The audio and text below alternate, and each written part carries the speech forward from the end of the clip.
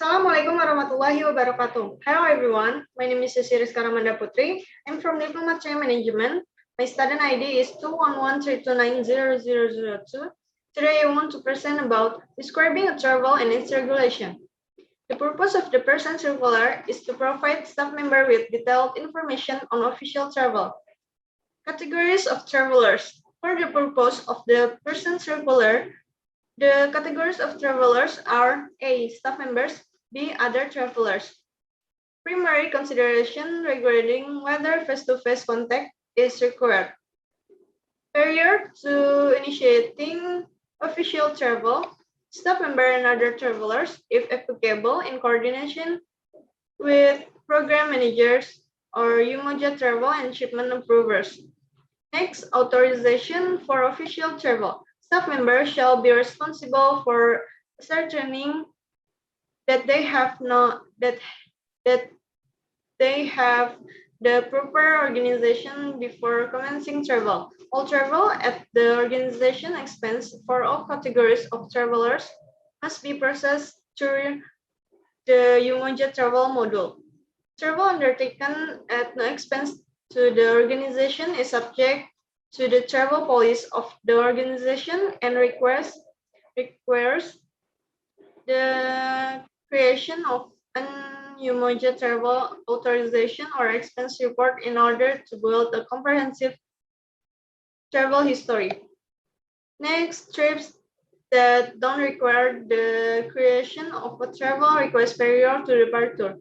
A travel request is not required to be created in UMOJA by the traveler prior to departure if the following four conditions are met. A. No more than 3 nights of daily subsistence allowance. B. No travel advance is required by the traveler. C. The amount of travel doesn't include passage on a commercial aircraft, train, bus, or ferry purchased by the organization in advance. D. No personal deficiency is being requested. Next, purchase of tickets. All travel agencies or travel management companies shall be contractually obligated to provide the most economical ticket available. Should the traveler become aware that a more economical ticket is available from a different source, the traveler may alert the respective travel processing office and provide supporting documents such as screenshot. In this context, in establishing the authorized initiatory, due consideration should be given to the total cost of travel and not simply the ticket price. Next, advance purchase of tickets. Pursuant to Staff Rule 7.8 and Section 3.3 of the instructions, individuals traveling on behalf of the United Nations by commercial aircraft or by the United Nations should obtain the approval of the Travel Processing Office. 5 calendar days have been provided for obtaining the necessary travel request approval in UMOJA. Staff members or travel administrator are required to provide a justification in UMOJA for travel requests submit less than 21 calendar day in advance of the commencement of travel. Next, medical clearance.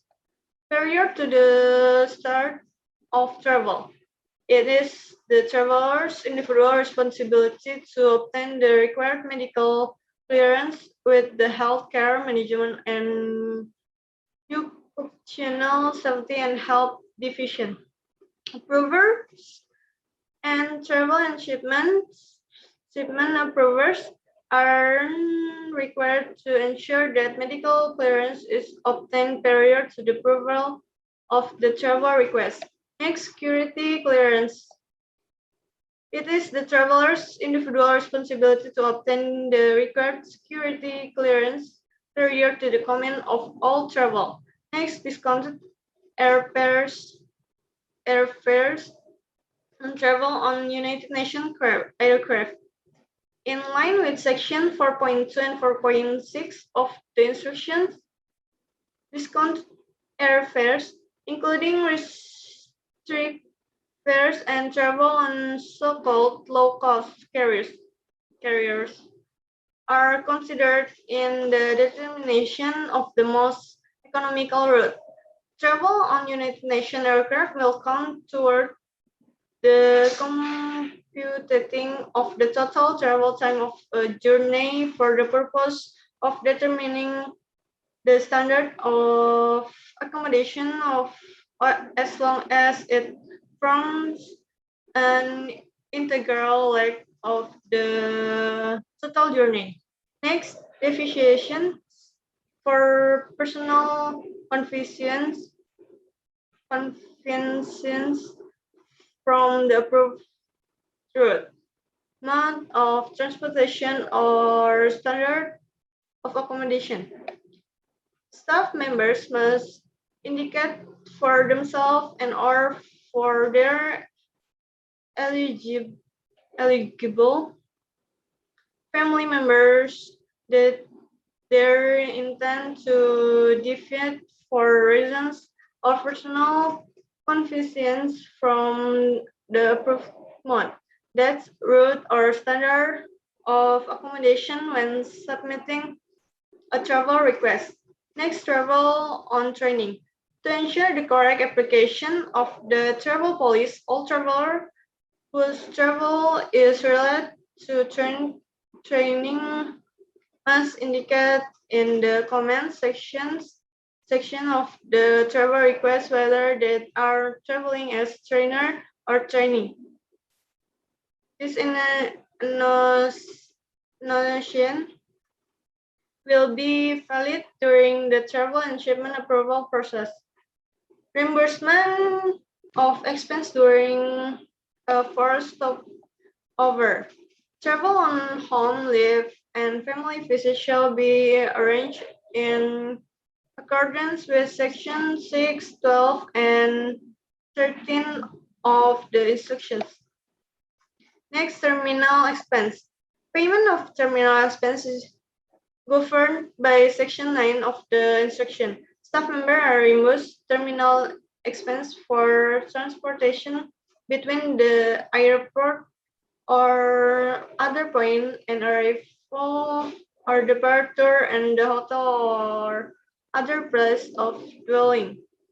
When an official United Nations, government, or any other type of transport is made available free of charge for the trip, the amount to be paid are set at $14 in respect of the staff member and $7 for each family member. The normal amount of travel for all official travel is air travel in line with staff rule 7.6. Miscellaneous travel expense. Section 10 of the instruction contains a list of the categories of non-received expense under $30 that may be reimbursed by authorities. Next, lump sum option for travel on home leave, family visit, or education grant travel. Staff members who wish to exercise this option should initiate the travel request in Umoja at least 2 months in advance of the anticipated departure date and request information on the amount of the lump sum.